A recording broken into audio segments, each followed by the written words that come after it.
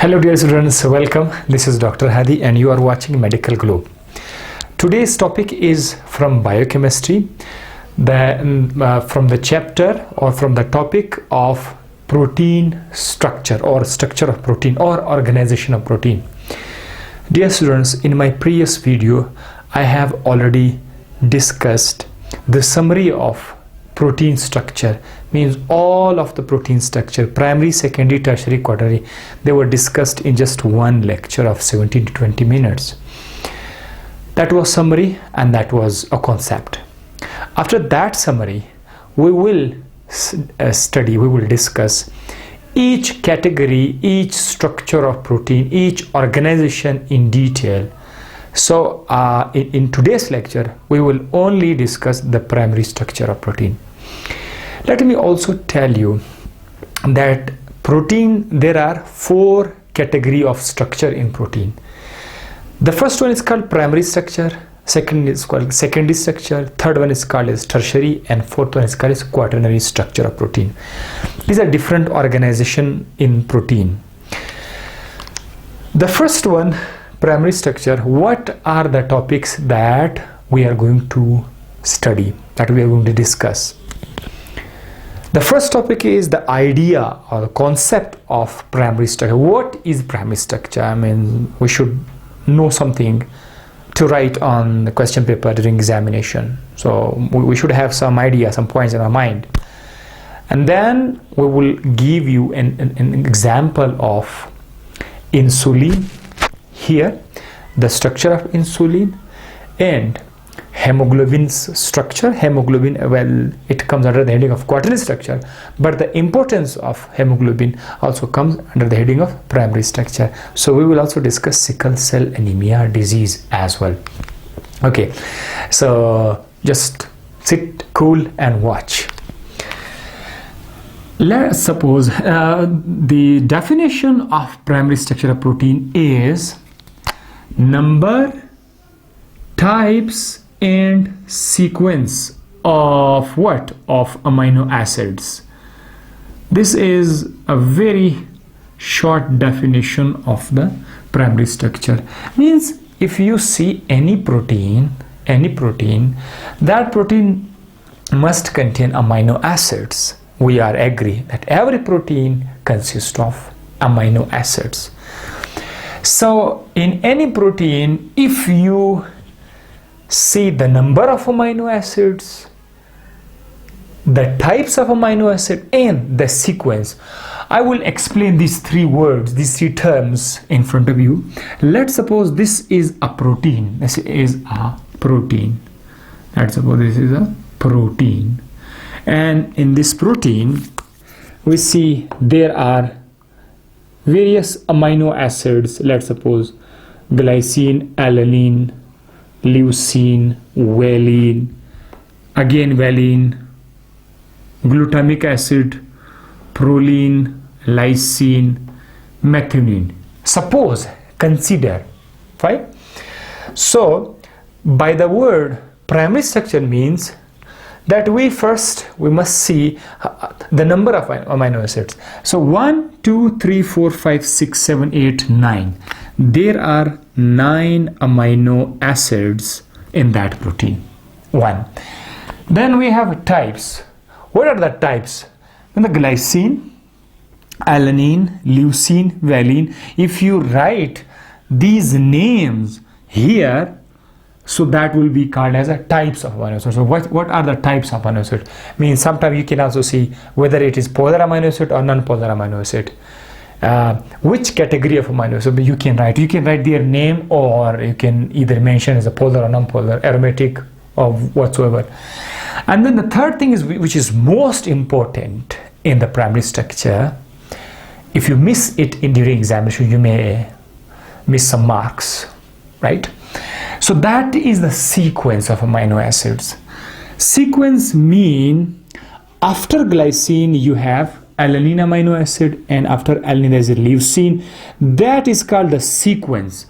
Now if after the valine glutamic acid is there in the normal protein, change of sequence means that after valine some other amino acid takes its position. Now we will say that the sequence is changed. So any protein, if you take it, there you must consider three terms: the number of amino acids, the types of amino acid, and the sequence, most important. That will constitute the primary structure of protein. So if you want to write something in the exam on the paper, that's enough to say that was the definition. Now, if the examiner asks about the explanation or describe, so then you will go slightly more in depth. And then what will you do? You will present an example of insulin here. So let's suppose insulin. I will tell you something about insulin. Insulin is a hormone.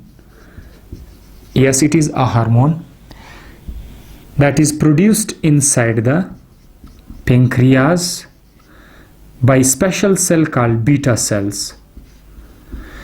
And the purpose of insulin is to regulate glucose. Means that is your cell. So what is the purpose of insulin? The purpose of insulin is to bring glucose from the blood. This is blood. Fine, this is blood. From the blood into the cell, so that inside the cell the glucose is utilized. So here the glucose will be utilized and you will get energy. When glucose enters the cell inside the blood, the glucose level will be decreased. So we say that insulin is responsible for the decrease in the level of glucose in the blood. Okay, that was some physiology, so forget about it. Now, the insulin is also a protein, and this protein has a specific sequence, specific number. First of all, we should give credit to the person who discovered the number and the sequence in that insulin.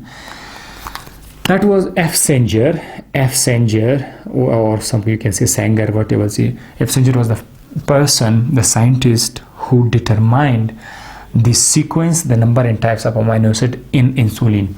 He determined that the insulin consists of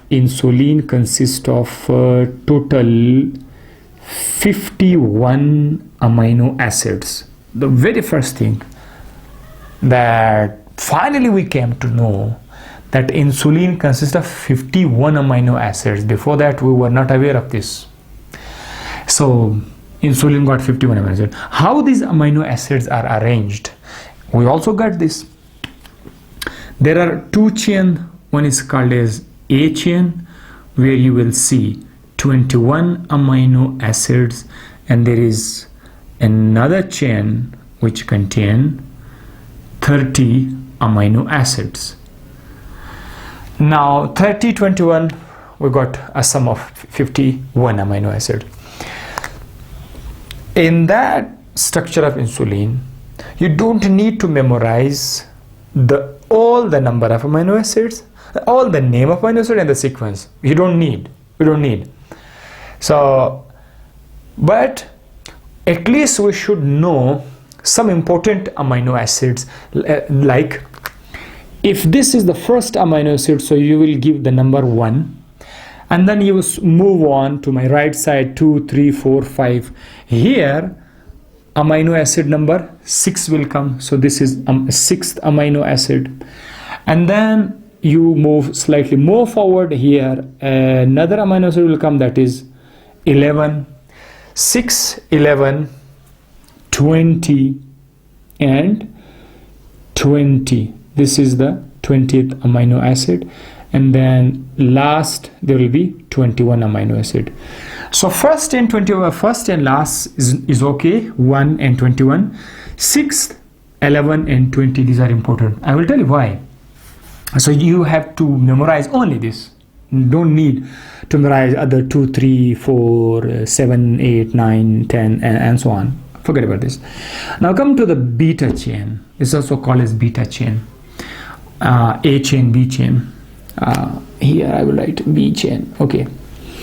In B chain, the number which is important, let's suppose this is number 1 amino acid, and here you come here, you will get 7th amino acid here. This is 7th amino acid, and then just below 20 here, 19th amino acid.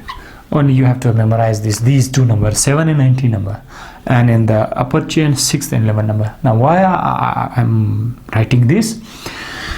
Because in insulin there are two chains. Fine, these two chains are linked with one another. They are linked with one another by the help of disulfide linkage, and that disulfide linkage is here the amino acid number 7. Here amino acid number 7, its sulfhydryl group is making a sequence with a 7 here, because after 6 which number will come? Of course 7 number will come. So here the 7th amino acid, which is here after 6, it also has a sulfhydryl group. Every amino acid, not every, but some amino acid have sulfhydryl group. So the sulfhydryl group of the two amino acid, they will make a bond. There will be a bond, so we will give a name disulfide bond. So the two chains are linked by the help of disulfide bond. And one more bond is also there, that is the amino acid number 19 and 20. 19 and 20, because I have mentioned this. So here, of course, once again, the 19th amino acid will provide its sulfhydryl. I am not mentioning the hydrogen. Hydrogen will be there definitely, but after the bond formation, hydrogen will not be there. Hydrogen will be absent. The 20th amino acid, again, there will be a sulfhydryl group, and between these two sulfur, a bond will be formed called disulfide bond. So the two chains are linked with the help of a disulfide bond. There is one more disulfide bond, but it is within one chain, not between the two chains. So here it is in between the 6th and 11th. That was the reason why I told you to memorize only 6th and 11th, because the amino acid at 6th position and amino acid at 11th position, they will provide their sulfhydryl group. They will provide their sulfhydryl group, because if you go into the structure of amino acid, some amino acid like cysteine, they contain sulfur containing amino acid. So this circle represents the sulfur containing amino acid. I have not mentioned the complete structure of that amino acid, only the sulfhydryl group has been shown to you. So what will happen? A bond will be formed between these two sulfur here, and this will always called as a disulfide. One is called as intrachain, one is called interchain disulfide bond. So this is the structure of the insulin, and we got that structure because of the F messenger. So here you can see the number is there, sequence is there, and also types of amino acid are also there, which I have not mentioned on the whiteboard, and in this lecture we don't need the types of amino acid, what are the amino acid here. So this is enough for you to write in exam, and if you want to cover some more pages on that topic on primary structure, because depend upon you, if you have time and you want to write something more and more, you can have, because I'm going to fill your mind with these ideas, and I think you will not be there. You don't need to memorize it again and again to cram it. That this point will be in your mind just for a long time. And now we'll take the example. Okay, one more thing. Primary structure is very important, because in primary structure we will come to know the basis of some genetic diseases. This primary structure will lead us to some of the genetic diseases, the cause of the genetic disease, why it happened. So one example is the sickle cell anemia. Sickle cell anemia is I'm going to erase this, because now I don't need this structure anymore. Now we are going to discuss another topic, that is sickle cell anemia, because in the importance of the primary structure it is mentioned what is the importance of that structure. So we'll say some of the disease. So there's a disease called as sickle cell anemia. It's a kind of a disease. In sickle cell anemia, a person's blood decreased, or especially RBC decreased. Why? Because because if this is the capillaries of a blood vessel of a person, here the normal shape of the red blood cell, RBCs, red blood cells, these are those cells present in the blood which helps carry the oxygen from one part of the body to the, from lungs to different tissues of the body, different cells of the body. So these are very special cells. Besides, there are some other cells as well. So red blood cell is usually a biconcave spherical shape. Let's suppose this spherical. In this spherical shape, these RBC can move easily in the capillaries, a very narrow lumen blood vessel called capillaries. So in this state they can move freely, but in a disease called sickle cell anemia, in that disease, the shape of RBC become like this sickle shape. That is why we use the word sickle. Sickle is something device that you cut some grass or crops, like sickle. So it becomes sickle, and sickle shape RBC finds some difficulty to move through the blood vessel, and the tendency of these RBCs to break down is also increased. So as a result, the RBC which were going to become lysed after 120 days, it will break down before that time. So as a result, the person's RBCs level decrease, and that condition is called as sickle cell anemia. Decreased RBC means your oxygen capacity, oxygen carrying capacity is decreased. You may feel some breathing problem, fatigue, tired, because you can't deliver oxygen properly to your body tissues. So that will be the problem. Now, what is the reason of that sickle cell anemia? If you want to get the answer of this, I will bring you towards the RBC once again. If you see, this is a complete cell RBC. On the surface of RBC, there is a special protein. Once again, look at that. It is a cell, and on the surface of the RBC, there is a protein called as hemoglobin. Hemoglobin. Sometimes HAEMO, it's okay, hemoglobin. Hemoglobin is a protein, a red color protein that actually bind oxygen and carry it to the body parts, body cells. That hemoglobin consists of 4 polypeptide, 1, 2, 3, and 4. 4 polypeptide chains are present in that hemoglobin. These 2 chains are called as alpha chain, and these 2 chains are called as beta chain.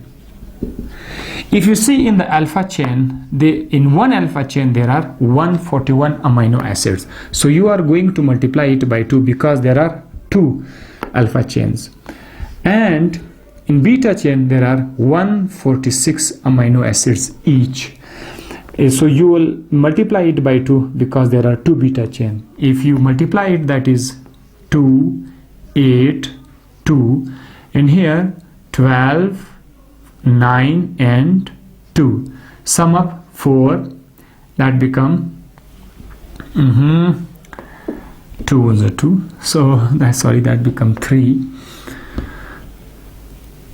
12, 9, and what's going on? 2 1s are 2. Fine.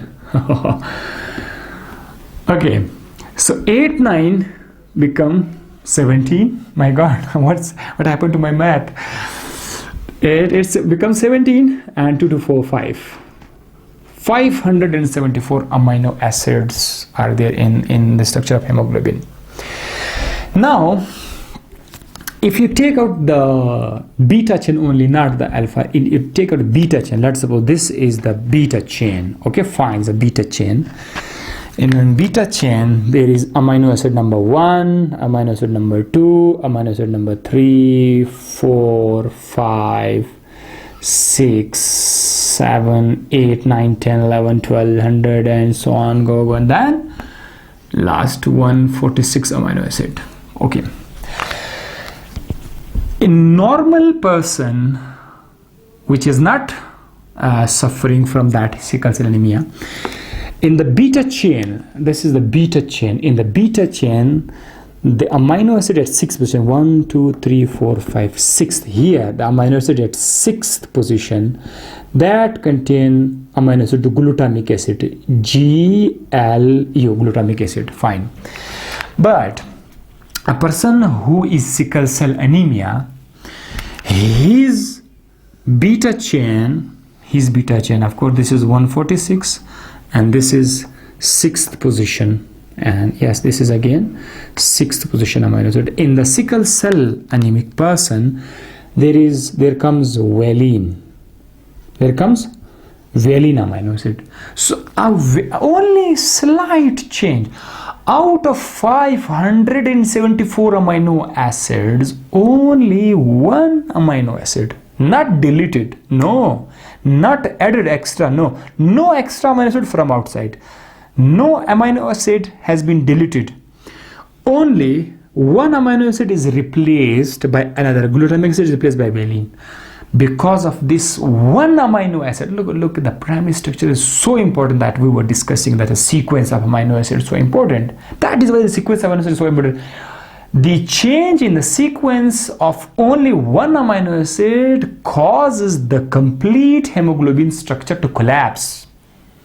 And as a result, the RBC shape is changed. And as a result, the person got sickle cell anemia. So this very small change happened. And if you go further, why it happened? So let me tell you that whenever a protein is synthesized,